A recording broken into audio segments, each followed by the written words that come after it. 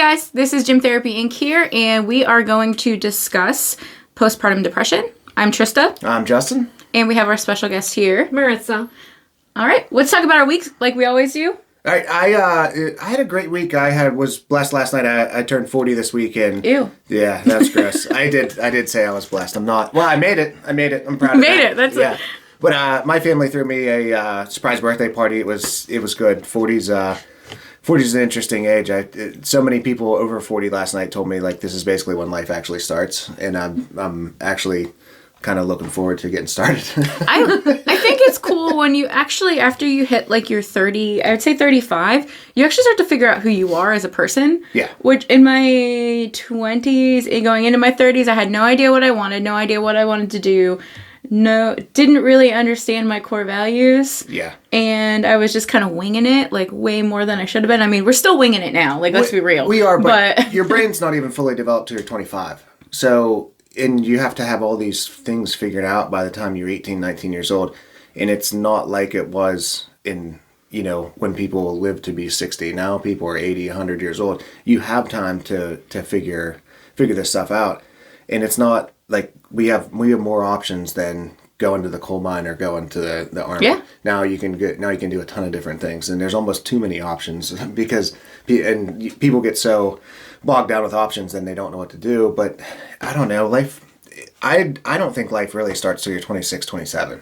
I really do. And adolescence now is about 24, 25. I know that you shouldn't live in your parents' basement at 30, but you also shouldn't be in the coal mines at 12. So somewhere in between there, it's also figure it out. Hard now for 30-year-olds to not live in their basement. Yeah, because everything's so expensive. I don't fault anybody that does. I just there's circumstances, and then there's yourself. You need to figure out, And talking about age, I was watching a show and just reading, I nerd out and stuff. Oh yeah. About centenarians, people that live past 100 years old. I thought that was a bird. And what they found through the research of all these people all around the world that were over 100 is the main thing that they all had in common was a sense of purpose.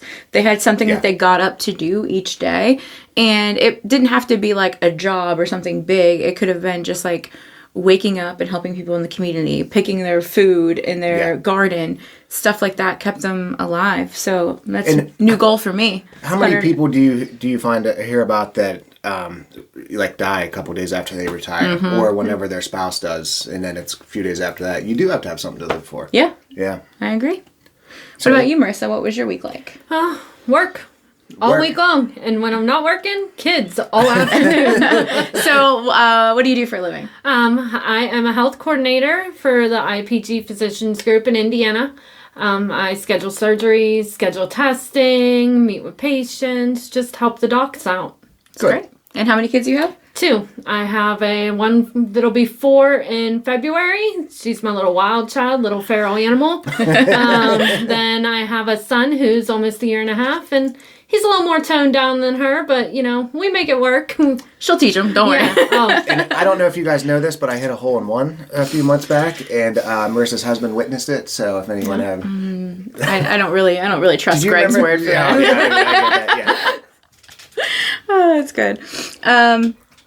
My week was a pretty eventful one for me. I passed my level 3 coaching test, so there are 4 levels in the CrossFit realm. So passed my level 3, and I went in with to the point where I was sick to my stomach. Went in sick, but I also had to have that discussion with myself. Is if you don't pass, it's also okay. It doesn't mean that you don't know anything, that you're not good, and all of those things.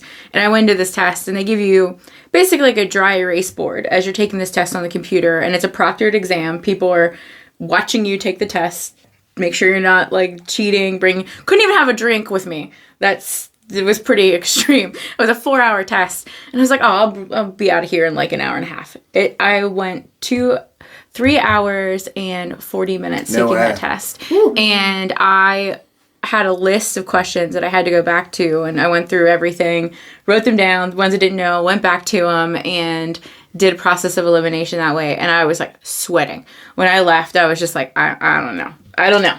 And I walked out, and it prints automatically. And the lady hands me my stuff. She's like, you can get your stuff out of the locker, your keys and all that good stuff. She puts the paper face down.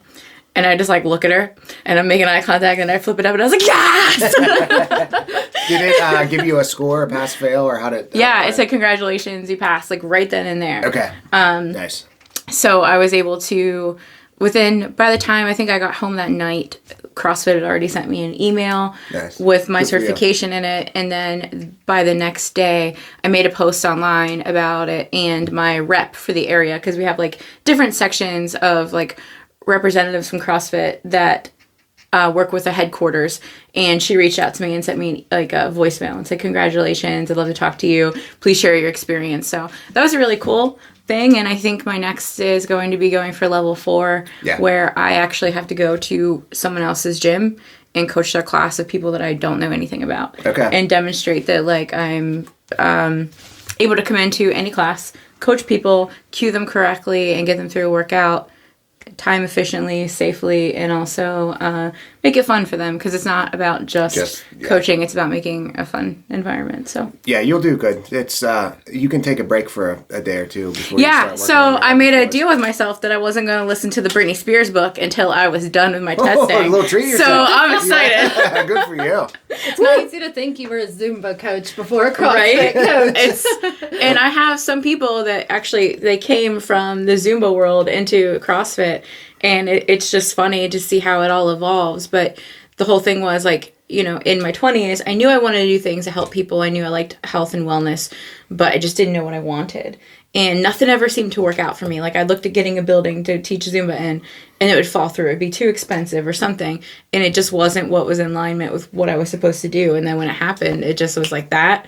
And the opportunities kind of fell in place. I think when you find like what you're supposed to do, it all just kind of lines in a row, and you just fall into it. Yeah, and having a purpose, that we just said about it earlier, but that's huge. Finding something you can actually be devoted to. Devoted's a word I found interesting a few weeks ago, because once you're devoted to something, then you really know what you're doing. If you're half committed, partially a little bit, but once you actually get devoted to something, life does become a lot easier. Once you know what you're working for, life becomes a little bit easier. And it depends on, like, you know, whatever your calling is like the impact that you make on people. Yeah. And for a long time, I was in that in-between where, like, where am I just going to sell my gym and move away? Like, I went through a lot of trauma here. Like, should I just sell it and move? And that's when all of, like, the things coming in where people were like, hey, I really, like, just random people that I helped through college when they were members, like, you really helped me through this time of my life, and, like, your gym, I look for your gym and other gyms that I go to. So that for me was like, okay, here's your sign, make your roots, buckle down and find yourself and grow. And then that's what I did to figure out who I needed to be. Yeah, I was in a bad spot. I wasn't even sure if I wanted to be alive, and you made me climb a mountain one day, and I was like, my only thought was like, just don't die. Just don't die. All right, you're in this. You don't want to. And I was wearing a weight vest, and Justin was like laying on the steps. Old ladies were passing us. There's a little girl in flip-flops with her like sunglasses upside down walking past, and I was we did the 1,000 steps. You've done that before? I still cannot bring myself to do it, because I just see myself rolling down them, honestly. I wasn't super healthy at the time. I didn't have any breakfast. I drank 2 Red Bulls. Probably wasn't the best. But I made it. You did. You did make it. So thanks for that. You're very welcome. Kept you alive. Mm-hmm. One day we'll try it. We camp down that way. So you should. One day we'll go. I would probably recommend not doing it with children unless you plan to carry them the entire time. Well, that's all Greg. Tell Greg front and backpack. You're like, great, thanks. All right, so you guys want to get into discussion what we're here to talk about? So we're here to talk about postpartum depression. A lot of times it's referred to as the baby blues, and they're a little bit different. Baby blues can happen about 2 to 3 days after delivery and last up to about 2 weeks. And the difference between postpartum depression and baby blues is postpartum depression can last for months. And it's very long lasting. And it can sometimes be referred to as peripartum because it can start during pregnancy and it can actually continue after childbirth, which I didn't know that until I did the research for this. I didn't know anything about that. So let's talk about the baby blues symptoms first and the difference between the two. So baby blues, their symptoms are mood swings, anxiety, irritability, sadness, feeling overwhelmed, crying, reduced concentration, appetite problems, and trouble sleeping. Postpartum, the symptoms are more intense. They last a lot longer. they interfere with your ability to care for your baby and handle other tasks. And like we said before, they can begin before birth, during your pregnancy, or up to a year after. So, you said did you experience this with your daughter, or? With my daughter, actually. So I had my daughter February 2020, so it was right before COVID hit the United States. So about a week before, actually, me and Greg had her and went home, and everything was good. We had visitors, we had people coming over, everybody coming to meet her, and then there was no one. So it was hard. I'm gonna get a little sad because it's hard memories. Yeah. Greg still worked.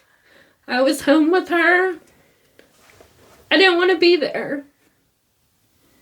That's a big life change for you guys, because our friend group always did things together. We were always gathering, and that's a big change. You guys are one of the first people to have kids in the friend group, right?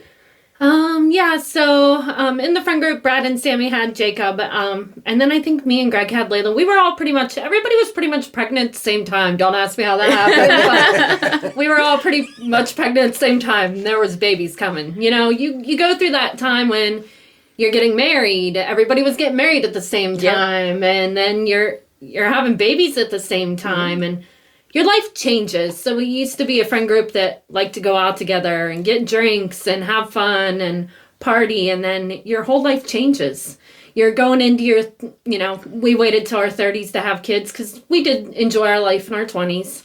And then it's not the same. You can't stop at the bar on the way home and have a drink, or you can't just go out by yourself. You have someone who is relying on you at home. Absolutely.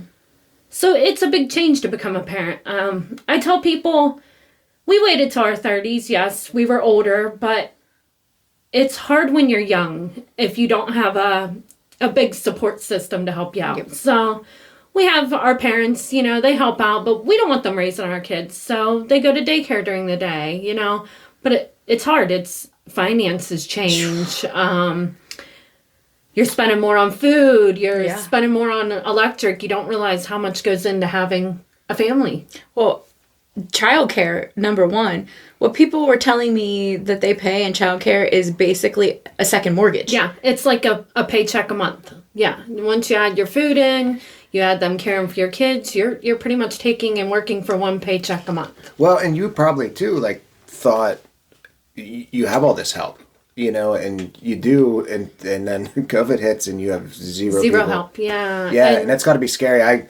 I like Tristan and I don't have kids, and so whenever I think about it, I always picture my parents being there, or family being around, and please don't leave me alone with this child. I don't want. Well, and then with COVID, so not only do you have this new human to take care of, no one could come visit you. Yeah. Because no one wanted to make you sick or kill your baby, and that's what they were told. Was there a strong fear about COVID for your baby? So for me, yes, it was scary because I was, we had visitors and everything. COVID hit, and then it was you don't know what COVID is. You just heard on the news. Yeah. People are dying everywhere. Don't go around people. Yeah. And I will say we did stick to our friends Doug and Robin. We spent a lot of time with them. They weren't going to see anybody, and that's Layla's godparents. So we kind of hung out with them, but we weren't going to see our other our actual family members. So it was hard,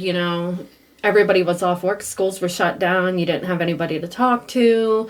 I'd call my mom. Mom, I don't know what to do, but there's nothing like having somebody there to just give you that break. Okay, can you take the baby for 5 minutes, 10 minutes? Just give me that break. Let me shower.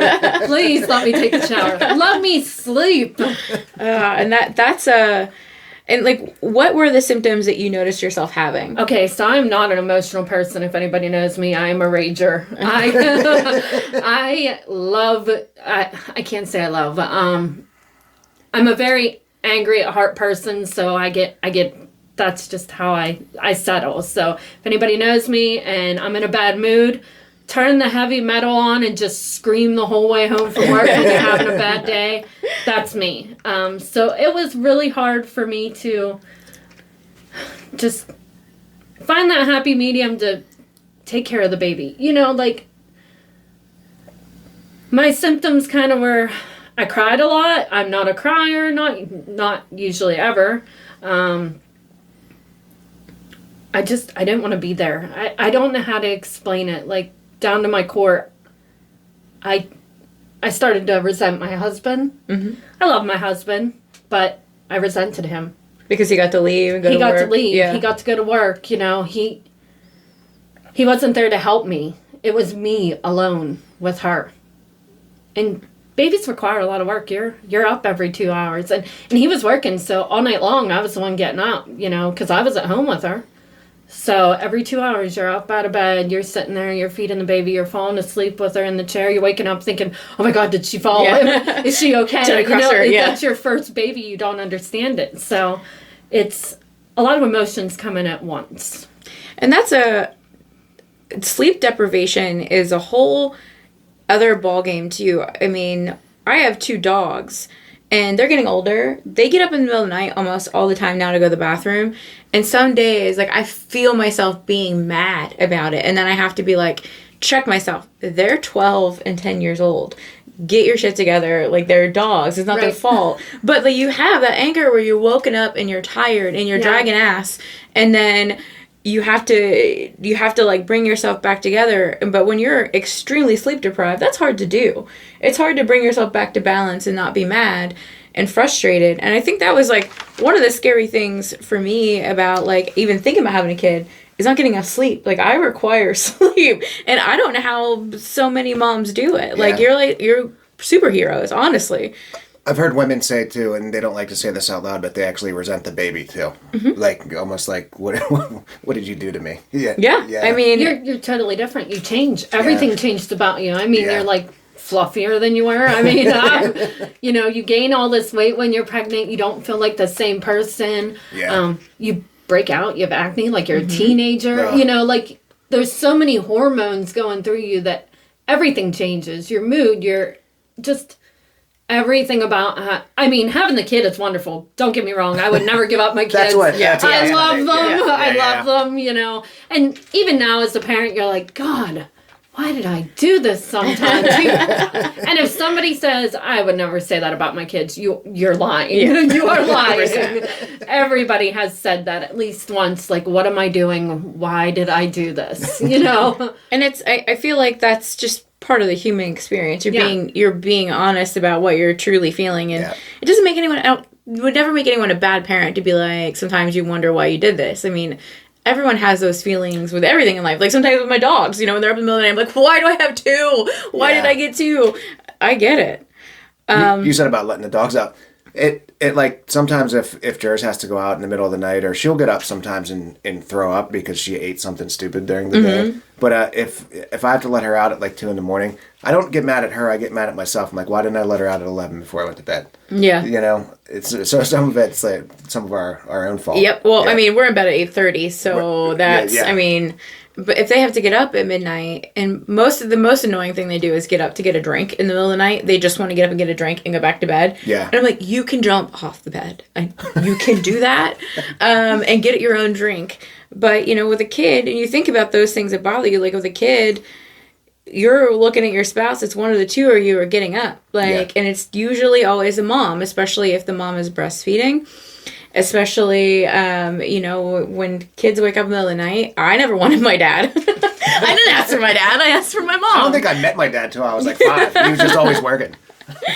So, talking about some of the symptoms of postpartum depression. So, there's like mood swings, anxiety, irritability, feeling overwhelmed, reduced concentration, appetite problems, trouble sleeping. And that's like the baby blues symptoms. And with postpartum, they're more intense. So, difficult bonding with your baby, withdrawing from friends and family, insomnia. So even when the baby sleeps, you can't never sleep. Yeah. That was Just tired all the time. I was just tired. That was like my time. And I'm a little OCD, so I like things a certain way. So like once the baby laid down on that pack and play, if I tried to lay down and just sleep, I was like, oh shit, I gotta go do those dishes, and I get back up. You know, like you forget that you need to do things around the house, and everything has to be the way you like it. Like you don't like change, you know. And I think too, you have that guilt too when you're at home for whatever 3 months.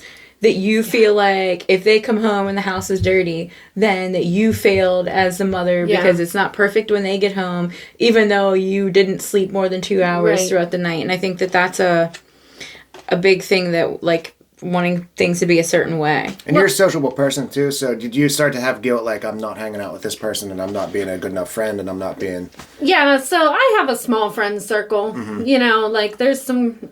And I've stuck with the same friends over the years, you know. So my friends are older, they've had their kids are grown, so we're in different places. Yeah. So if they want to, you know, I want to hang out with them, but then it's like, I'm sorry, I can't go, I have the kids. Yeah. Or, you know, like I want to go out and get a couple margaritas. I have to find a day that my husband can stay home with them and watch them. You know, you don't get to separate anymore. Have that life you used to have. So even today, he could have went hunting today, which he did last week, and this was supposed to be filmed. But so I was like, you stay home with the kids so I can do this. I can talk to other moms who may have went through this, and I'll go get groceries afterwards. That's my freedom. Yeah. And it's like we're excited. Like, I get to go get groceries all alone. All by myself. No kid going, can I have that? I have a spare bedroom. If you want to take a nap, we'll pretend like this lasted like 4 hours. Yeah. We had to do 2 takes. I can't help it. Okay, sorry, Greg. Overwhelming tiredness or loss of energy. Intense irritability and anger. Yeah. So that wasn't something like just particularly, like that's a symptom. Yeah, anger, rage. I mean, and I'm normally not like the most chipper person in the world, and everybody that knows me knows that. But anger, I could throw stuff, I could break stuff, you know, it's hard to explain for somebody who's not went through it. Yeah. I mean, it really is. So we judge women with postpartum or with we judge people with depression. Yeah, people that don't understand. Mm-hmm. Yeah, they're lazy. It's like, or they can't find the energy to peel themselves out of their blanket. Some moms never experienced it. Yeah. Other moms, like me, I experienced it with my daughter. Mm-hmm. My son, no, nothing at all. Never. Really? Never. Like with him, it was harder. Yeah, you have a toddler at home and a brand new baby. Mom, what are you doing? Mom, hey, Mom, help. So you're like helping 2 people at the same time. Yeah. It's rough. I bet.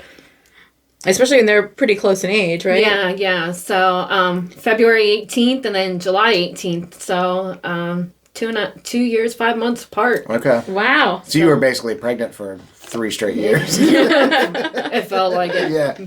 What was that like whenever you found out you were pregnant with the second one? Did you have that fear in the back of your mind, or was that? So me and Greg, we kind of joke about this because I wasn't ready to have a baby that was 2 years apart. I wanted to wait a little bit. I wanted them like 4 years apart. So we joke all the time about me not wanting him, which that's not true. I did. I just wanted them a little further apart to make it a little easier. Get one out of diapers before we're bringing another one in diapers. Yep. I mean, that's expensive.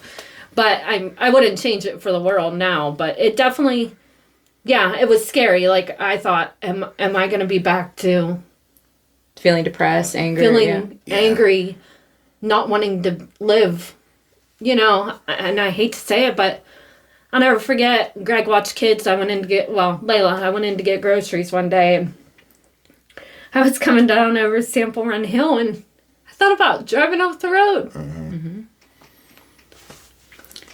That's a scary place to be. I've also been in that position, and it's probably even scarier when you know that there's a child at home. Yeah, you got to bring yourself back and say, it's not just about you anymore. Mm-hmm.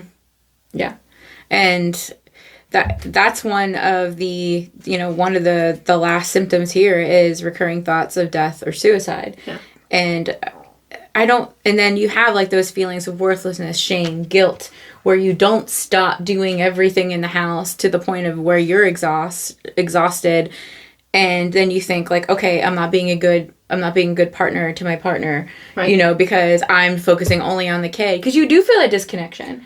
you know, I've watched my friends go through it. Like, and you still do. Yeah. Like, even now, like, sometimes I feel like the love's not there anymore. 'Cause Yeah.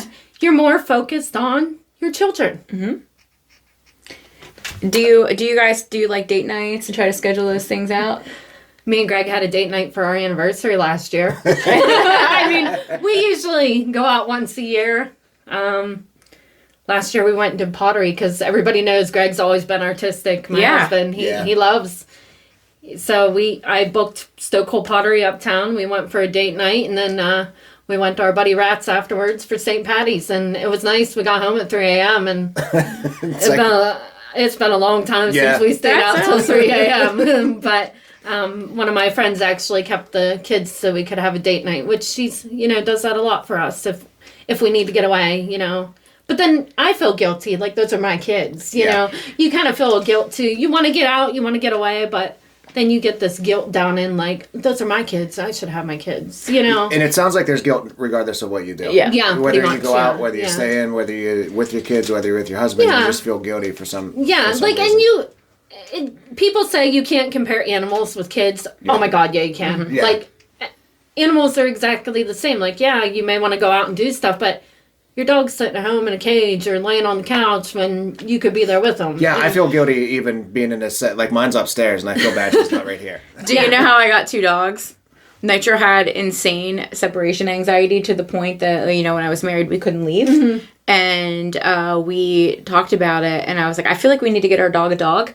And talked Adam into it, and we got a dog. And at first, when we brought Bandit home, he was not excited to meet Bandit, and it was awful. And they have been best friends, like, ever since. It took them about a week to bond. And now, like, I can go places and I know that they take care of each other, like, as far as companionship. But if you're home, like, those dogs are in your lap. Like, I try to take one day of the weekend that I just hang out with them. Yeah. Like, if it's Saturday or Sunday, I'm cooking food. I made them eggs this morning. Like, I do stuff for them and treat them like my children because they are. Yeah. And the one thing about COVID, I can say, COVID sucked. It was the loneliest part of my life, but I had, 6 months of just me and my dogs together in a house, like, and it was incredible. Like, and if any dogs in my lifetime ever deserved that, it's them. And they got so much extra time with me, and that was a good feeling. Yeah, don't, I don't know if she's going to listen, don't tell Mama Bear, but we got some bad news about yours last week. She has another mast cell tumor, so whenever I went to the grocery store, I bought her a steak and made it for her, but I didn't tell Meg. I gave her like a chunk and then like 2/3 of her food. So, and she ate it in one bite, and I was like, "You didn't even enjoy it. You just swallowed the thing whole." Well, yeah, I got a text message when I got here that Bandit puked up the eggs, and I made them this morning, and they weren't even chewed. So there's that. All right, do you want to take a quick break? Sure. All right. We're going to talk a little bit, we'll touch base on postpartum psychosis. These symptoms typically show up within the first week after delivery, and symptoms of that are they're feeling lost and confused, obsessed thoughts about the baby, hallucinating and delusional thoughts, paranoia, and attempts to harm themselves or the baby. And we were just discussing when we were on break, the lady... You said she was a nurse. A nurse, yeah. And she was in the news where she killed all 3 kids. And she'd sent her husband to get takeout, wasn't it? And she killed all 3 of her kids. And I think she was exhibiting signs of postpartum depression. And I think she's on trial right now, right? Yeah, I know she tried to kill herself too, and of course she was unsuccessful in that. But she was a labor delivery nurse, so you figure she was around babies all the time. Mm-hmm. Wow. And it's so easy to deny that, like, this can happen to you, right?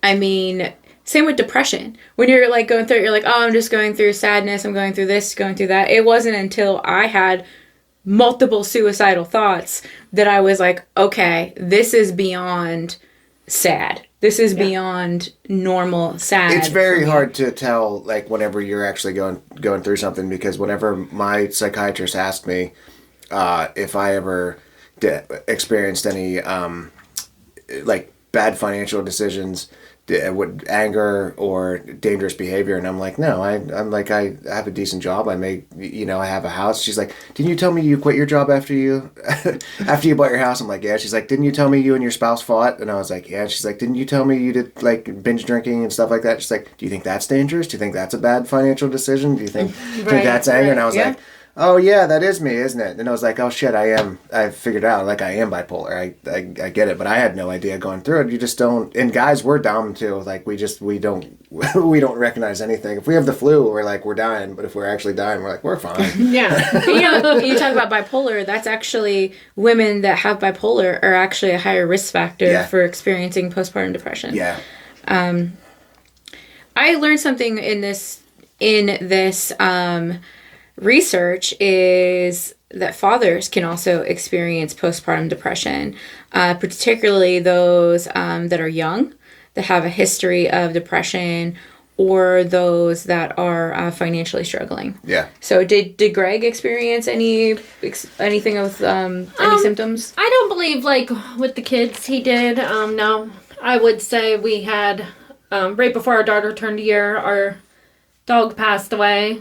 She was 7 years old, just right in front of him. I mean, just fell over. Oh, and, wow. That hit him hard. It was, and I had a broken ankle at the time, so he was pretty much taking care of the kid, and my parents were coming over watching her all day while I, worked. I didn't have any time off because I just had a baby. Yeah. So there was no FMLA for us. We went through a hard patch in that first year of COVID and everything, So there was, my parents were coming over then and helping with the kid, and that we lost, our first child, pretty much. Yeah, and I think death of a pet too is like and it's like an end of an era. Yeah. Because you expect to have them for so long, and like, especially losing it about halfway through its life, or, what kind of dog was it? German short-haired pointer. Really? Yeah. So they're, 12, 13 They usually live years. 12, 13 years, and I mean, tough. 7 years, It's, that's super young. And we didn't even realize signs, like, man, she was getting a little chubby. But why would you think? We didn't think that. We just thought she was a bigger dog, and she was, I'll never forget that day.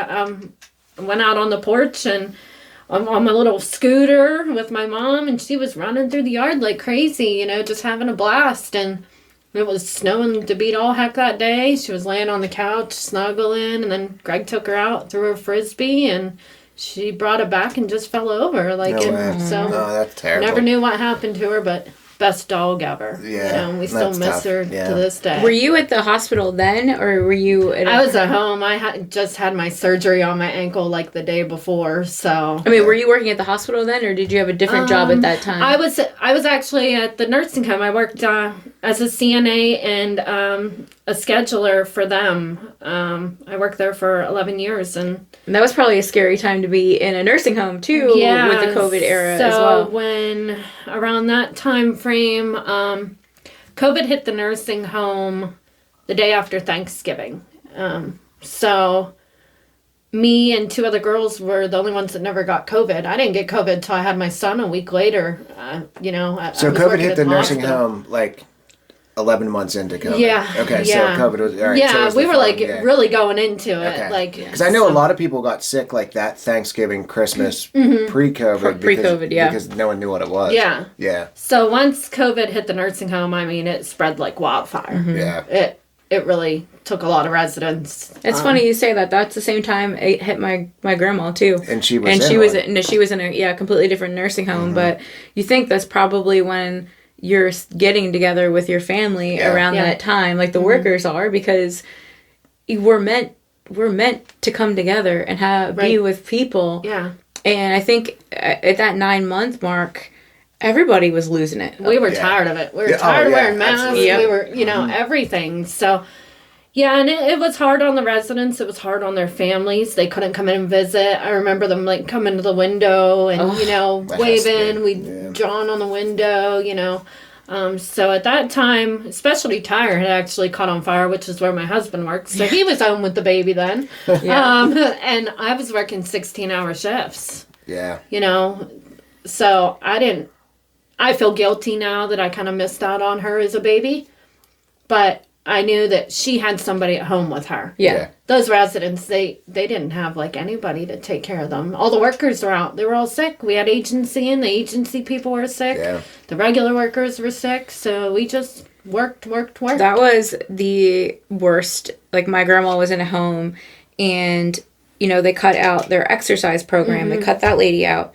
That was the one thing that they got to look forward to, you know, when I went to visit my grandma. Thing that, like, keeps you healthy. Keeps you moving. And she would have her little walker, and she'd be like, let's go, girls. And they'd all get in a line, and they would walk down, and she had me come watch her. And I was like, well, here's my future. Yeah, but when I went to see her at the window, I have a picture of her sitting in front of the window, and we're just bawling because I used to go and, like, she had a big lazy boy, and I'd sit on the armchair of it, and that was how we, like, chatted when I visited her. I'd sat right next to her. And being in that window where we couldn't hug each other and like, touch each other was worse than just talking on the phone. So we started just talking on the phone. And when she was dying is when they just started ending the cut with COVID, and they started letting people back in the home. And I will never forget the sound of hearing people in the other rooms seeing their family for the first time after over a year, just bawling. And I'm like in the room with her. She's on hospice, and you can hear all these people. I have a mask on, and I like my mask is soaked because I'm just bawling, hearing other people get to see their family for the first time. And that was awful. Awful. Do you think the lack of contact cut people's lives short? Absolutely. Yeah. 100%. And when my grandma went to the hospital, she had to go in the hospital. She was sick, and she had the COVID vaccination after she got COVID. Like, they gave it to them immediately after, and she got really, really, really sick.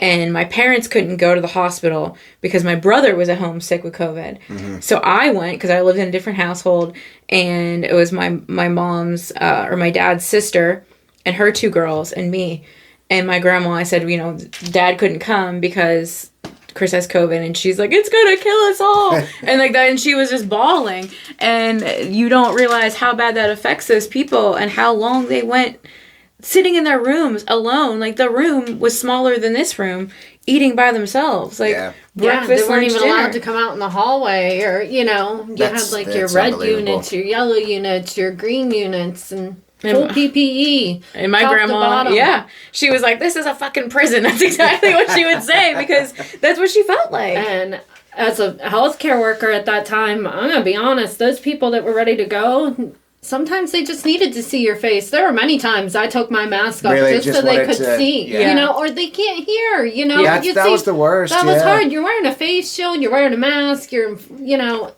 those people didn't deserve that. Well, it was funny too because at work we had a big like plexiglass thing between us just hanging from the ceiling, and then people would be across from it with their mask on. You couldn't hear anything, so they would like pull down their mask, stick their face around the plexiglass, and breathe right into your mouth. Yeah.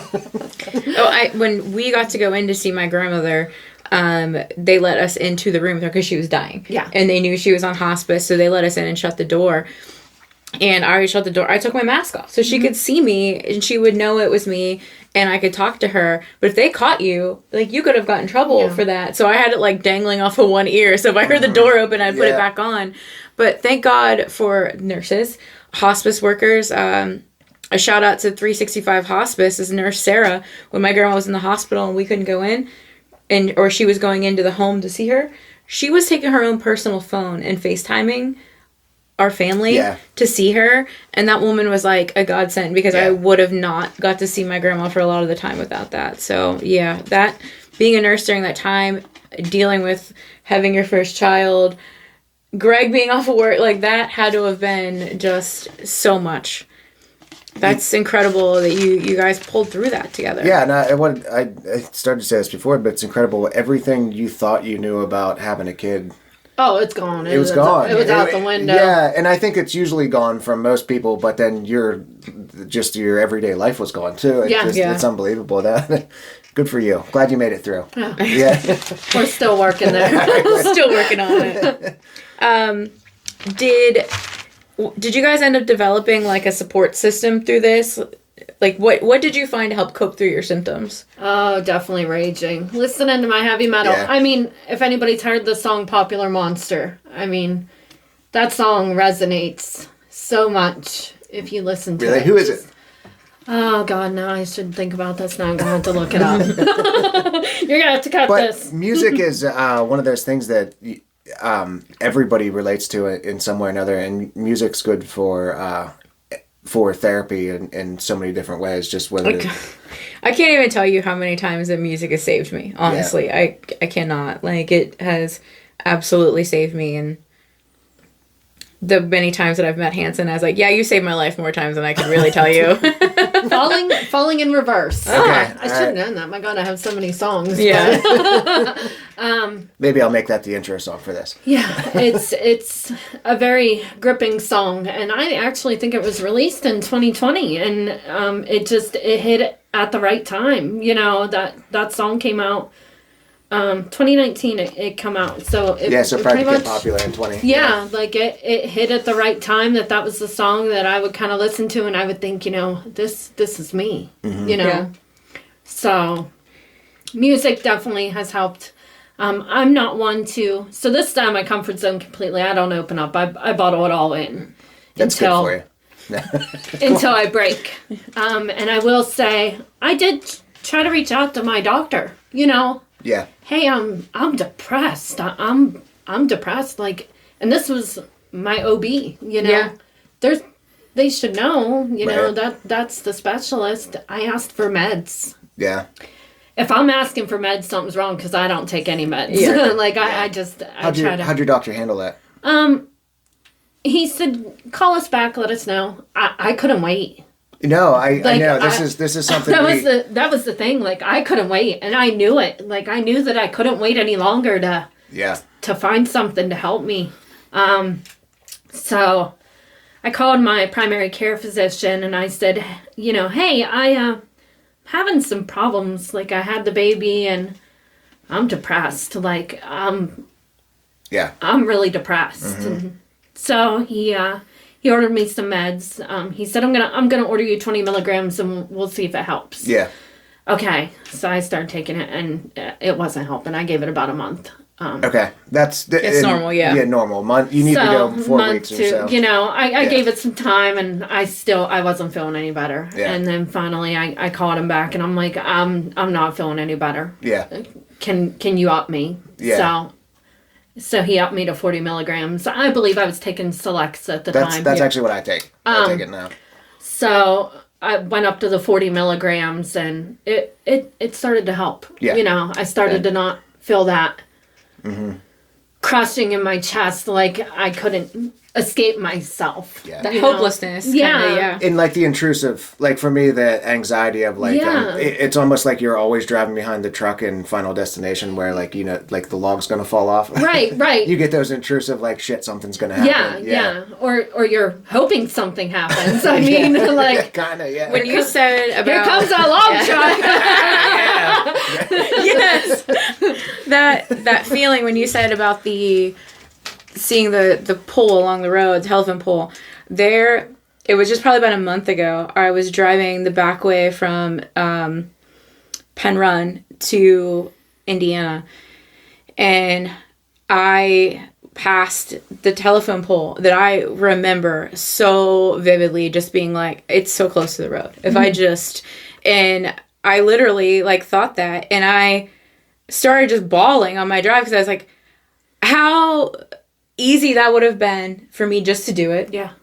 It would have changed the projection of so many lives, and how now I'm so far beyond that and so far past that I didn't realize how low was in the midst of it, or that I would get out of that rut. Yeah, and eventually. how good you could possibly have it. Yes. It's just you're in a place like you never thought you could be. Like my dad asked you that question last night. Yeah. 20 years ago, where'd you think you'd be? Yeah, that to me, and I just started crying, and I texted one of my girlfriends about it, and I was like, you know, I passed the telephone pole that I thought like multiple times driving by, like I could just take it out, but the one time was scary, and that was the time that I also sought help and got on medication, because you don't realize how low it is, and those intrusive thoughts can just be like that, you know, like. And I think a lot of people make those impulse decisions, and they're forever decisions. Yeah, we do kind of judge people. I mean, when you have a baby, you go back to the doctor. I believe it's 6 weeks. I can't really remember. I mean, it all kind of like blurs together. Yeah. But you go back to the doctor and your insurance company has this little paper you have to fill out about depression. And I mean, somewhat, maybe a little bit neutral. You know, you fill out this thing. And I mean, I checked all the things that were telling my doctor, I'm depressed. And they didn't. But it was like they didn't care almost, you know? That's one of the things we deal with mostly here is, especially, we recommend everybody go to a psychiatrist, psychologist for their psychiatric needs, not just your PCP. Right. It's 45 days. It's 3 months to get into them. Like, and when you're struggling, and I know for myself, I'm not going to ask for help. I'm almost never going to ask for help. I'd rather deal with it myself. So like you said, when you actually do reach out to your doctor for help and they tell you, hey, it's 45 days. Yeah. Especially when it's your OBGYN who knows that your hormone changes. They know all of these things are happening. If anyone should be first in line to be like, hey, let's get you evaluated. Let's get this medication. It should be your female doctor who literally helped your baby come out of your body. No, I can't say anything bad about my doctor. He was wonderful. Yes. I mean, he was wonderful. I was talking more in the psych Yeah, psych side of it. He was a wonderful OB. Yeah. And I would recommend him to anybody. I mean, he got me through both of my children. He was there. He was amazing because I had hard pregnancies. I mean, ladies, postpartum depression, it's real. Men, be there for your wives. Mm-hmm. You know? And family. And when you go to visit someone who had a baby, don't just talk to the baby. You know, like, visit the mother. Yeah. Ask the mother questions. How are you? Can I hold the baby so you can go take a shower? Yes. Can I take it so you can have a nap? Like, honestly, you need that help as a mom. Even now, like, I could use a break. I say it all the time. I need to get away. Yeah. I tell my friends, I just... Even if it's go to get groceries by myself, not take the kids with me. Oh, it's so nice. This here, thank you guys for having me. Yeah. This is so nice. Like, it really is. It's mentally, physically challenging. Yeah. It is. Being a parent, it's the most rewarding thing you will ever do to bring something to life. But it's also the hardest thing you will ever do. And it kind of takes away part of you. I went on vacation with my girlfriend, and she was getting some flack about going without her kids. We were going on a girls' trip, and she's like, I just want to be Jen today. Yeah. For this week, I just want to be Jen. I don't want to be mom, daughter, sister, wife. I just want to be Jen for 1 week. And when she said that, like, I had tears in my eyes because... Did you cry? I did. Because I was thinking about that. Like, you don't realize the expectations that are on your shoulder to take care of everything, and women especially. Women carry that responsibility, and not that men don't have responsibility about, like, bringing in income and doing all those things. They feel that. But moms have this expectation to be the perfect mom, to be, like, have your kids dressed perfectly for school, send them everything with PTA, be the daycare leader, and do all of these things, plus provide, because it pretty much takes 2 incomes now to live. If not more. So you have all of this extra weight on your shoulders, and you start to lose yourself a little bit in that process. And I think, and that all leads to the depression that people are feeling. And sometimes just like when you first have the baby, and that's overwhelming. Yeah. Like, that's just like, you're like, oh, well, I can't take a break from this. Like, this is permanent forever. Like, and that's it's 24 a scary hours, thing. too. You don't get to take minutes off or days off or anything like that. So if you had advice, we'll finish off with, if you have advice to give an expecting mother, or even just parents in general, what advice would you give? Reach out. Seek help. Absolutely. Yeah, and help. Sometimes when you get a text message that just says how you've been, what's going on, that's somebody reaching out for... That's something. Yes. Yeah. It's how you doing? And people ask, how are the kids? Yeah. Mm-hmm. How am I? Yeah. Yes. How's my mental sanity? How am I doing? People don't think to ask about the mom. Yeah. And I've told friends that have had babies, if you don't feel right, you can call me. Yeah. You know, Yeah. I've been through it. Like, Yeah. and a lot of moms, I would say, they'll say, well, I never had it. You may have had a mild case of it. Yeah. You know? What's the difference between sadness and depression? Right. Like, it's extended. It's Right. longer. And I've known a mom who has literally said, I asked for help. I asked for help for people around me. And I finally said, what's it going to take? Me hurting one of the kids until someone actually helps me? Like, that's desperation and exhaustion and all of those things where if someone's reaching out and they're asking you for help, if it's just something as small as take the kids for 15 minutes and let them get a nap, let them shower, like, and build a support group within the family. If you know someone's struggling, there are so many ways that you can support new parents that are there. And I think group therapy was on one of the lists of things to do, like young mothers groups. I think that's something we promote now, but that's probably important to talk because there's going to be people that and women that listen to this that pick up stuff that you said that was like, I thought I was by myself. They didn't know that. And you're not alone as a mom, you know, and we don't have anything like that here in the community. Yeah. Honestly, we don't. You don't have.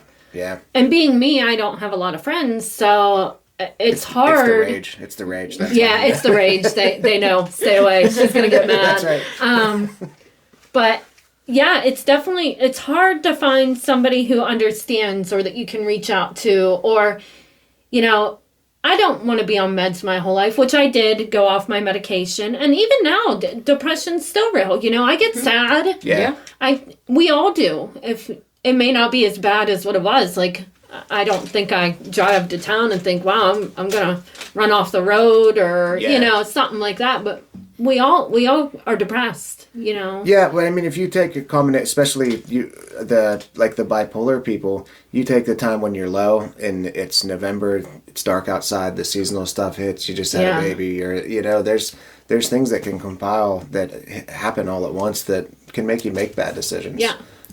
That too, and we're hitting just this time of year Christmas coming that up. a lot of people, and if you have people that you've lost along the year, you know, this time of year for a lot of people is hard. Number one, you know, you have to sit at a table without your family members there that you've lost along the way. Yeah. Getting dark affects a lot more people than I think that they realize. Yeah. And, you know, I've talked to someone this week who constantly is a ray of sunshine and they're going through a depressive state. And I had to be like, you're not alone. This is normal. But what you have to do is advocate for yourself. Like, make the appointment. Go talk to somebody. I do therapy. I do talk therapy. I do it bi-monthly now because I'm somewhat normalized. But I've done it that way where I can just go every other month. And I don't feel like when I see my friends, I'm unloading stuff that's heavy on them. Right. I do that to a licensed therapist, and I problem solve with her. And then when I see, you know, my friends, I don't have to be like, this is going on in my life today. And I mean, we still do that. You still have that, but you also are able to preserve your relationships with other people. Yeah. Since I never really expressed anything, but now that I go to therapy, I think I do even less. Like, there's certain people I talk to stuff about, but it's like, it's not their problem. It's not their burden to take. So that's the one thing therapy. But it's good to have the people that you do trust that you can talk to about that. And it's good for some people, but I don't know. But if you're unloading on every person you meet in the grocery store, all of your problems, then, like, you know that you probably need a little bit more. Yeah. And I mean, sometimes as a mom, it's even hard to open up to your significant other because then you feel like they're judging you. Yeah. Or you're putting pressure on them that you don't want to add to that. Right. Yeah. Because they have stuff going on, you know? Yes. But having that open line of communication is, like, really important. And that's one thing I learned through therapy. And, like, you know, going through a divorce, that was the hardest thing I've ever done in my entire life. And you learn things, you know, hindsight is always 20/20, number one. But you learn that you weren't really taught to communicate. Like, we really weren't taught how to communicate and problem solve. Yeah. And in schools, like, they're starting to advocate for those things now and teaching kids, like, conflict resolution. And I was like, fuck yes. Yeah. Like, teaching kids healthy ways to talk. Like, we were going to get over something. We usually did it with a fist fight or a girl fight or being mean to each other. Yeah. And you learn that you can say to things like, hey, when you do this, it makes me feel this way. Like, can we talk about doing something other than that, like where we're both winning and you have this open communication. Like that's something I think you need in every relationship, no matter what it is. Yeah, I mean, and it doesn't matter especially the relationship. parents. Like, I don't know how, when I look back, I don't know how my mom did it all. My dad was out of town most of my life. You know, he came home on the weekends. My mom had to get us to different practices across town, went to work, fed us, did all of those things. Like, how the hell did she do that? Yeah. How the hell did she do that? Even my mom, like, she was a stay-at-home mom. My dad drove over the road, so, like, I remember her waking us up as a kid, 3, 4 o'clock in the morning. We'd drive to Brookville to the TA, get my dad's clothes. He'd sleep in the truck. We'd come home, wash his laundry, get back in the car, you know, and he'd be gone again. So, like, my childhood, I had a dad, yes, but I rarely got to see my dad. Yeah. So, and I don't know how my mom did it, because some days when I'm at home with kids and it's just me, it's like... Oh my God. Now we were spread out in age a little bit more, but man, these kids, they'll take a toll on you some days. Yeah. It's a lot. It definitely is. Well, what do you think? I think that's, I think we learned a lot today. Thank you for sharing your story with us. That was great. Appreciate it. And it is seasonal depression season right now. It's in the heart of it, yeah. It's hard. It is hard for everybody. If you're a new mom, if you are just someone that, like, thrives in the sunshine. I do. This is the harder months for me too. If you can do things for yourself, if you can get out and interact more and don't isolate yourself. And if it gets beyond your control, reach out, therapy, go to your doctor for meds, like talk to people. Do There's not light isolate therapy. yourself. Exactly. Say that again. Do not isolate yourself. That's whenever binge drinking, that's when drugs, that's when a bunch of the risk factors start to come. Intrusive thoughts, all of that. Yeah. And if you do have those thoughts, they do come up and they become real. 988 is the number that you dial for the suicide prevention hotline. So if you come to that, like, it's not, even if you're not quite there, but those thoughts are coming, reach out anyways. That's what they're there for. That's what that resource is there for, is to help you. And we want to start having classes sometime soon too. And we know, like, a lot of you love the exercise part of it. A lot of you probably are intimidated by the exercise part of it. You can always come just for the conversation. You don't have to come and work out with us if that's something. Yeah, absolutely. And we're not going to make you do like a full-fledged CrossFit class either. If we come in, some days we just get on the bike for a little bit to move your body. And what the whole idea of that is to kind of like release you, relax you, and get you ready to have discussion, because it can be intimidating walking into a room full of people you haven't met and being vulnerable. That's scary. Yeah. And we are, a judgment-free zone. We come in and we have the expectation that you come in and you talk about what you want to discuss, and it stays in that room. Yeah. It doesn't get spread among other people. It stays in the room. And peer-to-peer, we're not professional mental health advisors, but we can talk about experiences that we've had or experiences that we know of other people had and discuss them the best of our ability. Yeah, and we just kind of speak very matter-of-factly, so if you're not a hugely emotional person, but you do have something to say, that's kind of how I am. Just, this is what it is. Like, my dad always said, you got to piss with the dick you got. And I'm emotional, so if you tell me your story, I'll probably cry. So so you get the best of both worlds. But in all seriousness, reach out, and thank you, Marissa, for sharing your story, because I think this is going to help a lot of moms. Thanks for having me. And any moms, if you ever need somebody to talk to or want to reach out, I'm always an ear away. All right. And we'll put your social media up there. Yeah, we'll tag you in this. So, all right, guys, thank you. Appreciate it. Love you guys. Love you. Bye. Go outside.